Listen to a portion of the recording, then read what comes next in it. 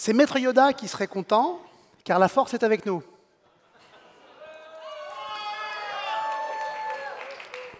Il est déjà en train de m'insulter, je le vois, parce qu'on lui a fait 40 000 fois dans sa vie. Moi, c'était la première et dernière fois que je le faisais.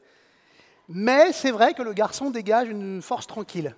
Vous vous en souvenez dans Top Chef, sans doute, avec sa fine moustache, son sourire mutin et son regard intense. Et surtout, avec sa cuisine racée et forestière, c'est que c'est un chasseur-cueilleur, en version contemporaine, car pour lui, je crois, ramasser, débusquer et cuisiner sont les gestes primitifs de l'acte de nourrir, et on va en parler. D'ailleurs, son restaurant s'appelle Le Braque, qui emprunte son nom à un chien d'arrêt utilisé à la chasse, donc rien à voir avec le peintre cubiste. Sinon, il aurait pu ouvrir un restaurant qui s'appelait le Vasarely, mais ce n'est pas le cas. Il envoie des plats affûtés comme des silex, sauciers et joueurs, qui empruntent et à la bouffe de comptoir et aux préparations du répertoire. Sa cuisine est aussi giboyeuse. Et vous allez voir, c'est un raconteur hors pair d'histoire naturelle. Le Braque, d'ailleurs, est venu en meute. Et ça tombe bien parce qu'on a les crocs. Mesdames et messieurs, Damien Laforce et les équipes du Braque.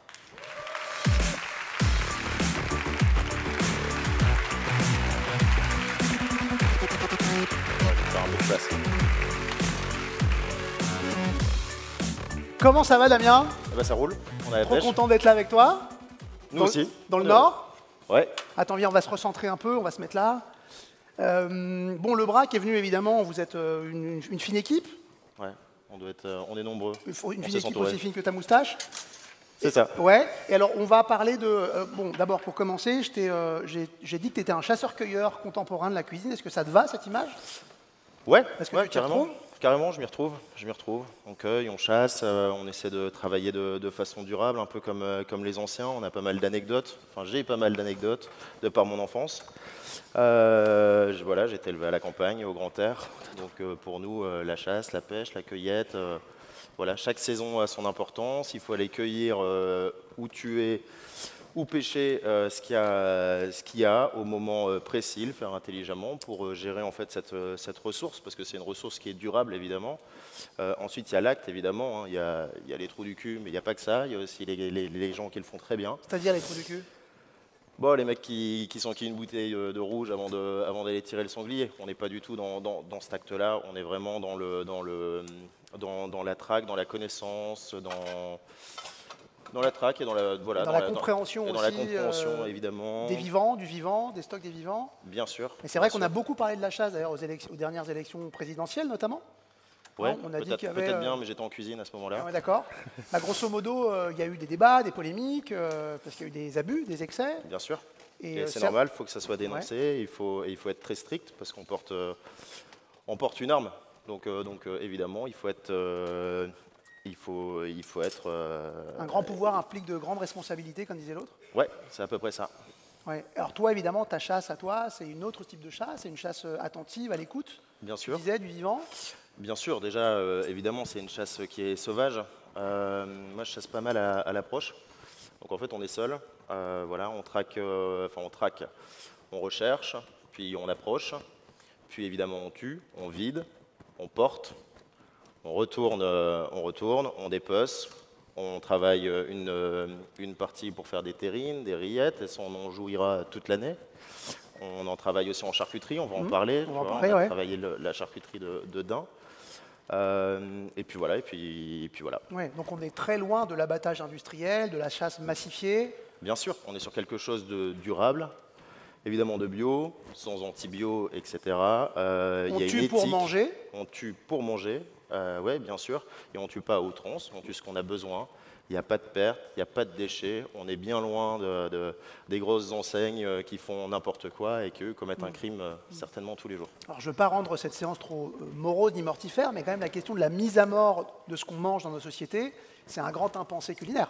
Aujourd'hui, la question des abattoirs, de comment tuer des bêtes, comment éviter la souffrance animale dans la mise à mort, c'est une question qui est brûlante, Ouais. qui est au centre. Et Voilà. Ben rien, je voulais dire que tu interroges aussi ça en faisant une chasse, en pratiquant cet acte de la mise à mort. C'est-à-dire que souvent on délègue ça à d'autres dans des conditions abjectes, bien la sûr. grande industrie par exemple. On ferme les yeux On là-dessus. ferme les yeux sur la mise à C'est très mort. important de le dire. On ferme les yeux. Comme si un steak, c'était pas un animal qui avait été tué. Bien sûr. Et en fait, mis à mort pour que nous, on puisse vivre Ouais. en le mangeant. Ouais, c'est exactement ça. Et d'un coup, si on allait un peu plus loin... Mais si on pousse le truc, bon déjà, il y a beaucoup moins de personnes qui mangeraient de la viande. Si tout le monde devait chasser la viande qu'ils voulaient consommer, on aurait beaucoup moins de chasseurs, évidemment. Enfin, il y aurait beaucoup moins de gens qui consommeraient de la viande, ou peut-être beaucoup plus de chasseurs. Et voilà. Oui, parce que mettre à mort ne serait-ce qu'un poulet, j'invite les uns et les autres à imaginer de le faire. Ouais. Aujourd'hui, c'est compliqué, mais avant, à la ferme, on élevait les lapins, on élevait les poules. Moi, ça me pose aucun souci, puisque depuis petit, on m'a éduqué à ça. Bien sûr. Aux lapins, aux poules. Bon, bah voilà, la poule pompue, on a joui de ses œufs, et ben on va jouir de la poule au pot le dimanche avec les légumes du potager. Au bout du cycle biologique. Oui, et j'insiste vraiment là-dessus, c'est que c'est une ressource qui est durable et qui est gérée de façon durable. Bon. Voilà. On passe à la cuisine. Allez, c'est parti. On va montrer ce que ça donne, ça, en cuisine, ces histoires que tu nous racontes, ces belles histoires. Alors, tu vas faire déguster, je crois, au public. On commence par là, par un barbageant. C'est ça. En fait, là, on va vous présenter les apéros. Merci, Karl. On va vous présenter les apéros, les petits amuse-bouches. En salle, normalement, ça devrait arriver. Donc, on a travaillé un barbageant de pied de cochon. Voilà, donc c'est une raviole, un frit.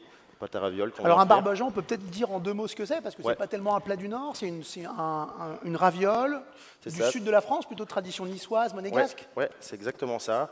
Bon, on l'a fait avec les pieds de cochon parce que c'est gras, parce que ça représente aussi bien le côté paysan. Et on y a mis une petite huître, voilà, qui est à peine cuite normalement. Ouais, une huître absolument microscopique, comme une perle que j'ai pu manger chez toi. C'est ça. Tient dans la paume de la main avec la coquille et tout. Ouais, c'est une huître gamène. C'est une variété qui est à Cancale. Et donc on l'a mise à l'intérieur de cette raviole. Donc voilà, c'est un petit terre-mer sympa. Ça a l'air magnifique. On peut le trouver ici. Je sors les raviolons. Comment? Tu l'as pas, ma blague, c'est pas grave, continue. Si, je pense que je l'ai, mais c'est un peu plus long. Ensuite, là, ici, on vous présente l'ail des ours, parce que là, on est en plein elle a fini sa croissance. C'est pareil, donc ça, on l'accueille.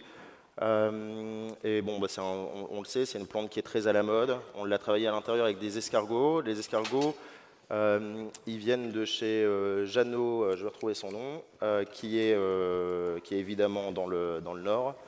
Et ils ont une particularité, ces escargots, c'est qu'en fait, ils sont cuits dans un bouillon avec énormément de clous de girofle. Et ça leur donne forcément un goût de clous de girofle, mais qui est très délicat. Et voilà, c'est une explosion.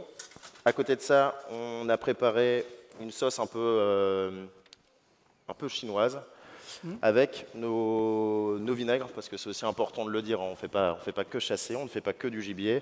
Comme vous allez le voir de toute façon, on va vous montrer. Il y a énormément de légumes dans ta cuisine, quand même, disons-le et répétons-le. Énormément, parce qu'il faut manger, comme moi d'ailleurs, j'en consomme régulièrement. Tous mes repas, tu vois, il n'y a pas que de la viande ou il n'y a pas que de la protéine, il y a vraiment beaucoup de légumes. C'est une place très importante dans l'alimentation. Et là, donc cette sauce, pour revenir à cette sauce, on l'a travaillée, si vous voulez, avec un vinaigre de tomates.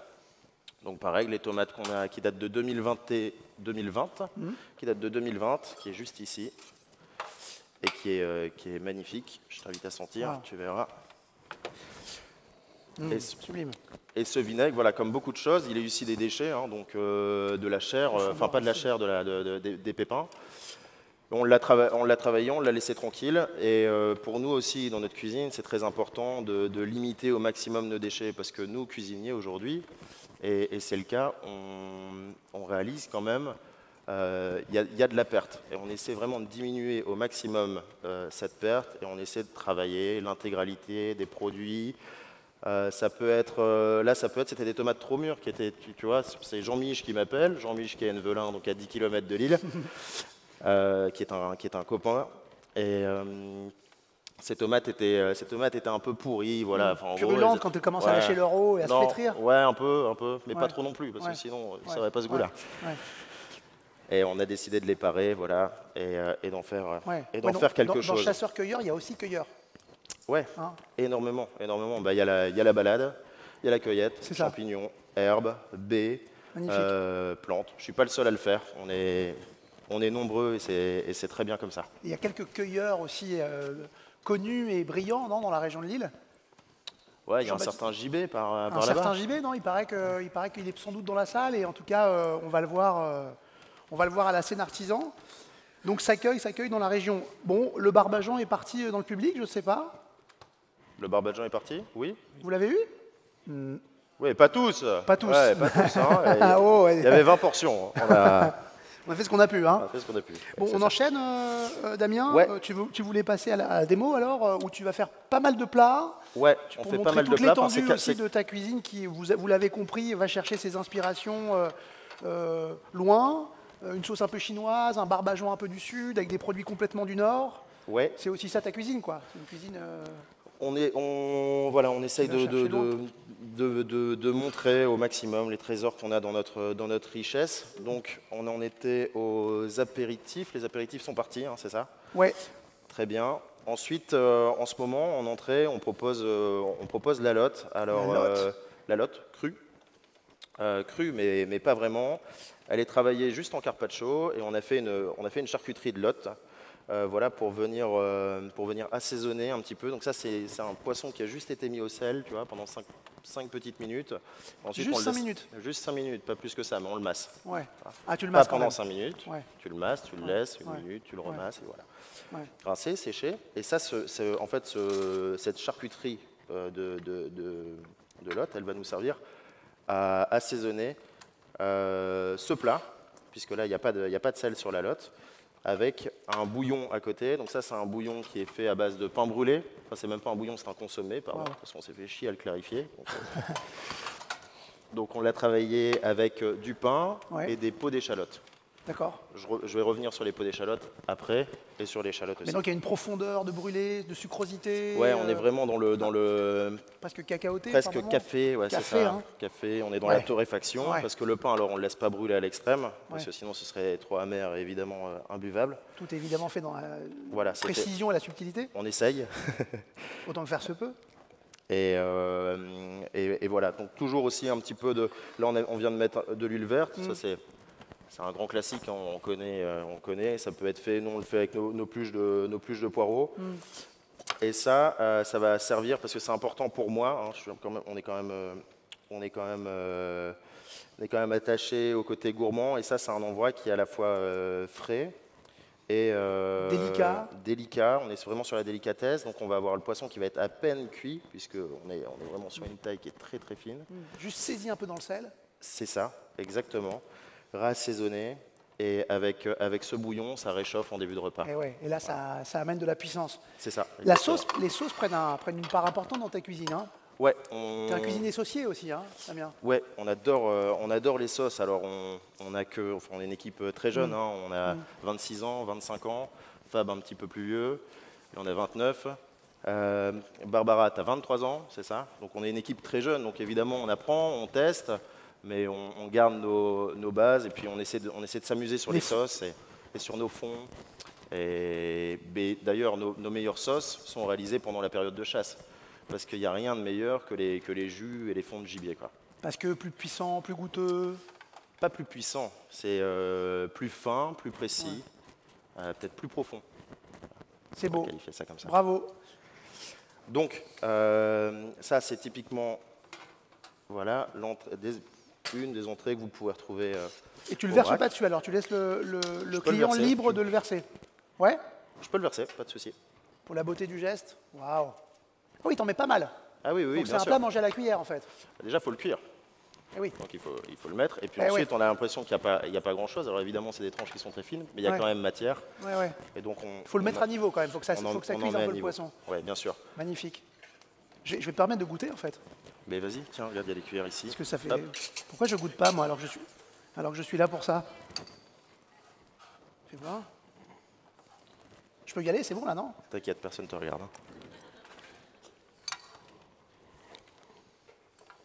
Hein. Ah ouais, la délicatesse. Tu vois, alors qu'on pourrait, au contraire, on pourrait presque pas y croire quand on voit la couleur de la chose, de ce bouillon. Un peu pétroleuse. Ouais, c'est ça. Non, c'est moins cher. Ah, okay. Qu'est-ce que je vois là? Attends, mais c'est quoi cette beauté là? Alors cette beauté là, c'est la fin du dos d'un daim. D'un daim? c'est la viande de daim. Alors, Alors rappelle-nous le daim en 2 mots. Le daim. Alors, il y a le daim d'élevage, et dans les Flandres, on a des plans chasse, enfin même dans le Nord, mais même partout en France, il y a des plans chasse sur le daim. Donc un plan chasse, c'est évidemment un prélèvement qui est évidemment bien défini. Et on a eu une tempête en fait en Belgique dans les années 80. Et avant, c'était à la mode d'avoir des daims dans son jardin. Quoi, mais des daims domestiques? Ouais, des daims domestiques. Sauf que ces daims domestiques, ils se sont barrés et qu'aujourd'hui, on a des populations de daims. Avec la tempête, évidemment, les grillages se sont cassés. Et aujourd'hui, on a des daims tropicalisés dans la forêt, dans le coin? Ouais, c'est ça. Dans les monts. C'est un truc de dingue. Ouais, ma boule, hein. Ouais, pas mal. Non, je vous prie de ne pas applaudir ce genre de blague. Donc, alors, qu'est-ce qu'on va en faire du daim, alors? Alors là, on a la tomahawk. Donc, c'est tout simplement une côte qu'on a juste manchonnée. Ouais, tomahawk, ce nom vient de faire référence à la hachette indienne. Ouais, je pense. Et à la découpe surtout des Américains. Les Américains découpent beaucoup la viande de bœuf comme ça, non? En tomahawk, je crois. Peut-être. Bon. On a des copains qui vont pas mal en Amérique dans la salle. Ils pourront peut-être répondre à ça. Ah bon?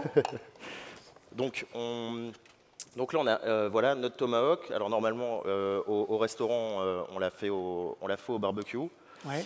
C'est une viande qui est très maigre.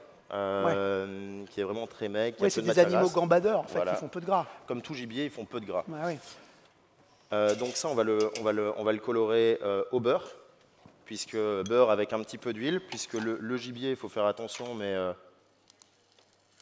Parfait. Le gibier, il faut faire attention. Normalement, le gibier, ça se colore au beurre. Ouais. Parce que... Faut pas trop le marquer, parce qu'il peut vite devenir ferreux. Ah oui. En goût. Donc on le cuisine au beurre, le gibier. Donc là, on va le colorer, on va le servir saignant. Ça, c'est un service qui se passe en 3 temps, normalement, si j'ai rien oublié. Donc on a notre tartare ici. Donc ça, on est toujours sur le même morceau, hein. C'est le dos, hein. C'est juste le dos avec la côte. Là, évidemment, ce qui a été coupé en tartare, on l'a juste retiré derrière. Donc ça, on va l'assaisonner, plutôt que de le faire avec un assaisonnement classique comme un tartare avec moutarde, préparé, etc. Préparé. On va remplacer en fait nos matières grasses, notre matière grasse, donc à savoir l'huile, par un jus de gibier. Encore une fois, les jus, les fonds, les sauces. Les jus, les fonds, les sauces. Et là, qui viennent structurer les plats. Voilà, cet envoi-là, on va le travailler donc, avec ce jus, tu vois, qui n'est pas si... Pas si dense que ça. Pas si dense que ça. Ouais. Mais prends-le, je t'en prie. Ah ouais. Tu vois, et normalement, tu as... Alors ça, c'est... Ne reprends pas cette cuillère parce que je me suis fait taper sur les doigts par le public hier. Ah oui, oui. Heureusement, ils ne savent pas tout. On fera bien, si tu veux. Le braque à Lille. Donc, on va l'assaisonner, voilà, avec... En fait, on remplace notre huile par notre fond, tu vois. Et en plus, il a une couleur... Enfin, par notre sauce, pardon, par notre jus, il a une couleur qui est très agréable. Une jolie viscosité, un peu velourée comme ça. Ouais, c'est ça. Pourtant, on l'a monté au beurre, celui-ci, oui. Ouais, ça on sent un peu aussi. On l'a monté au beurre, mais un petit peu. Un petit peu. Tu as eu le retour normalement aussi un peu du veau, on sent pas mal le veau qui est présent. C'est jus de viande, ouais. On est vraiment sur quelque chose de très animal, mais c'est normal, c'est rassurant. Tu avais mis de la fleur de sel dessus? Ça, on dirait des sucettes viandardes. Des poivrons aussi? Okay. Des chupa chups de daim. Ok. Ouais, pourquoi pas? Pourquoi pas?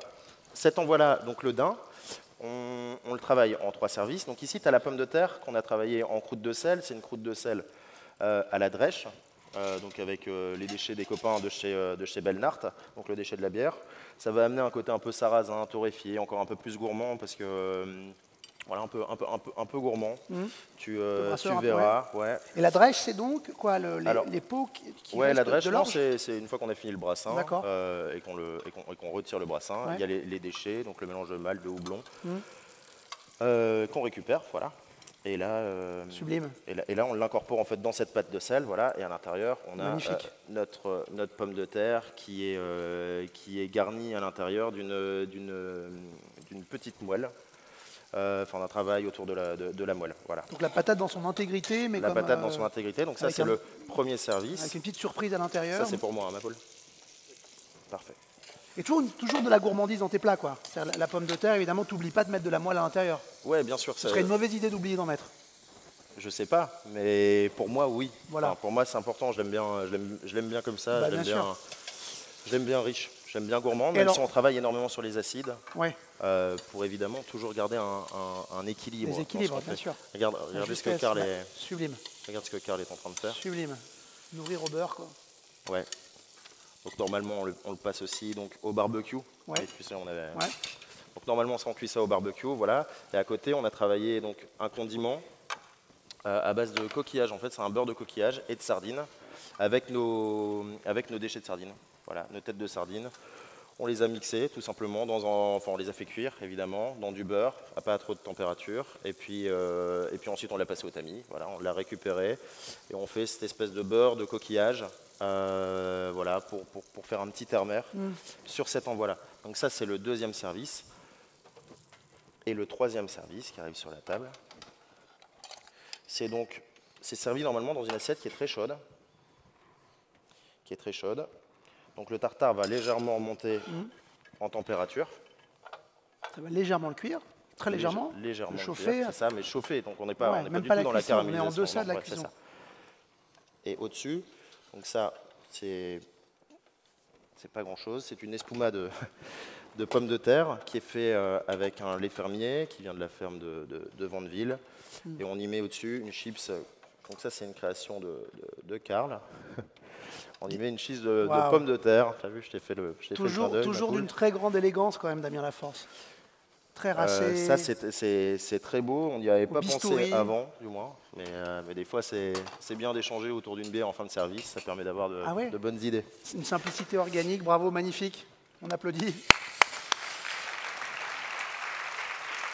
Alors une question que je me posais, je ne sais pas si le public se la pose aussi, manger du tartare, donc dans la viande crue ou presque de gibier, c'est pas trop fort? Non, c'est une idée Non, reçue, pas ça. du tout. Ouais, c'est vraiment une idée Ouais. reçue. Hein. De toute façon, généralement, les viandes sont moins fortes. En fait, on va reprendre le gibier. Voilà, la cuisine de gibier où justement, voilà, la viande peut être un peu forte. C'était qu'avant, pour la conserver déjà, on n'avait pas de frigo, on les mettait dans la cave. Voilà, donc à faisander, À faisander. faisant, etc. Et pour le conserver aussi, on le mettait dans l'alcool. Et ouais. Voilà. C'est un petit peu l'idée. Et en fait, aujourd'hui, heureusement, on a des frigos et on n'est pas embêté par ça. Et donc aujourd'hui, la viande, on la sert crue, on la sert en charcuterie. D'ailleurs, on a notre charcuterie de daim quelque part. Charcuterie Ah oui, de daim, parfait. waouh, J'avais pas vu, magnifique, Karl. fais voir, montre ça à la caméra. Montre à la caméra, Karl. Regarde, elle est là, elle est là. Non, elle est là.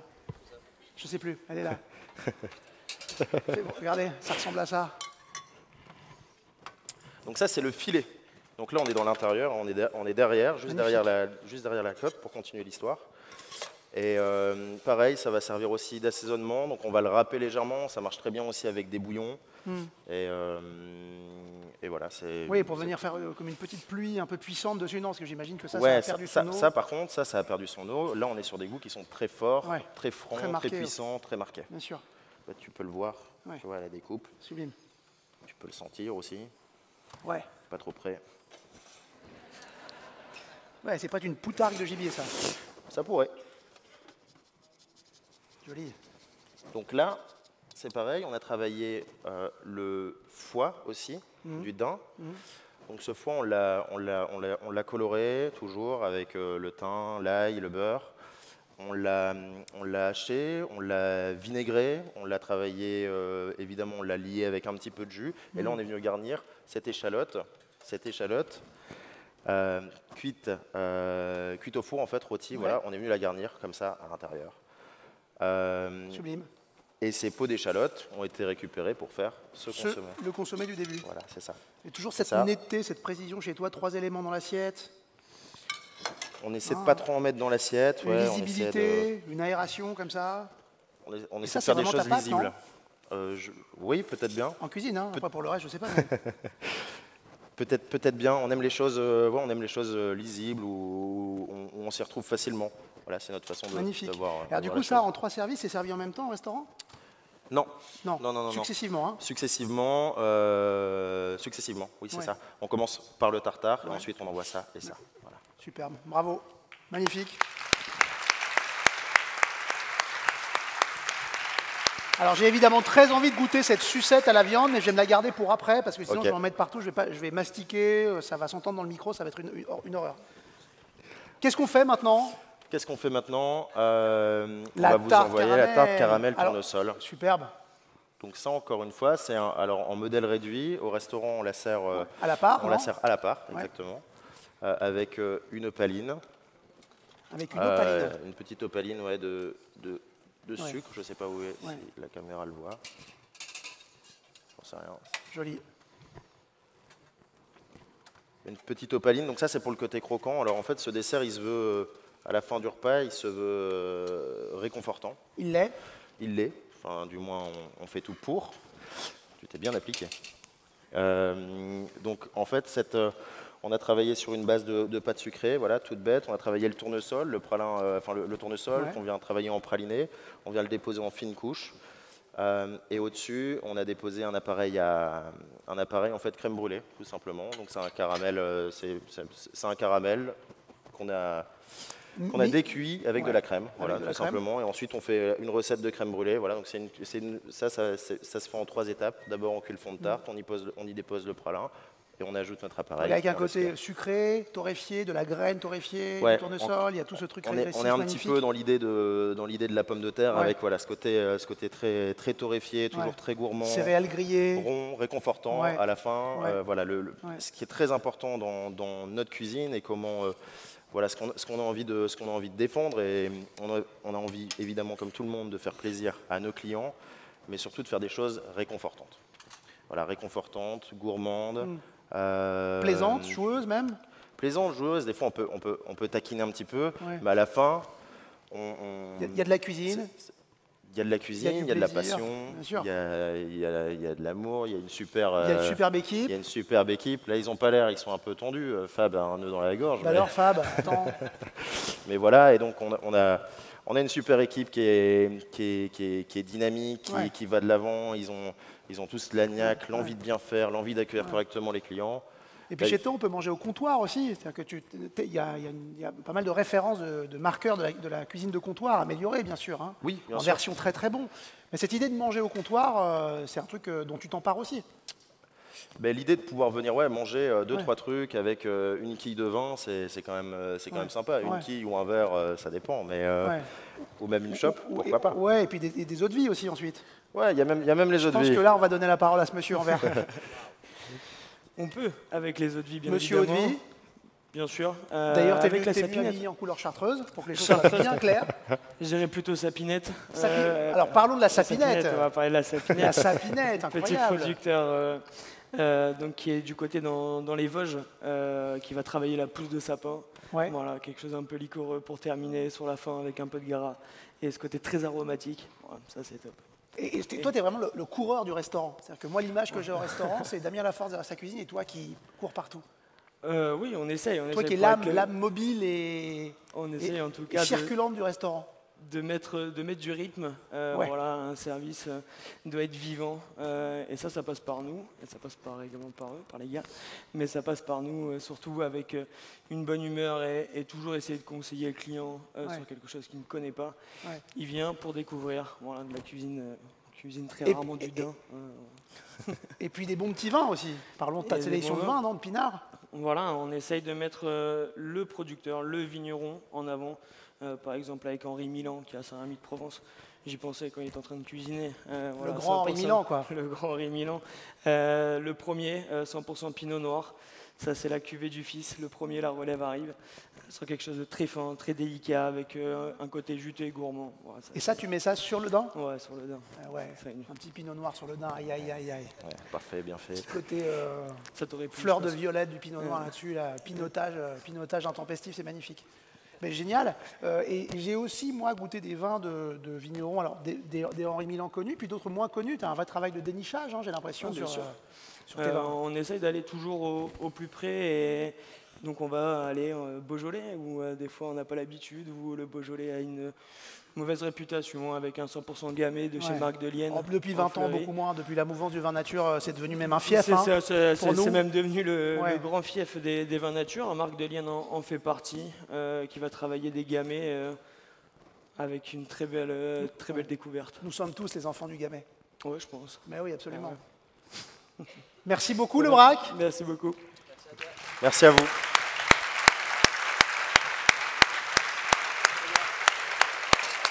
Et bravo, bravo pour ces assiettes absolument esthétiques et gourmandes qui donnent envie de taper dedans aussi.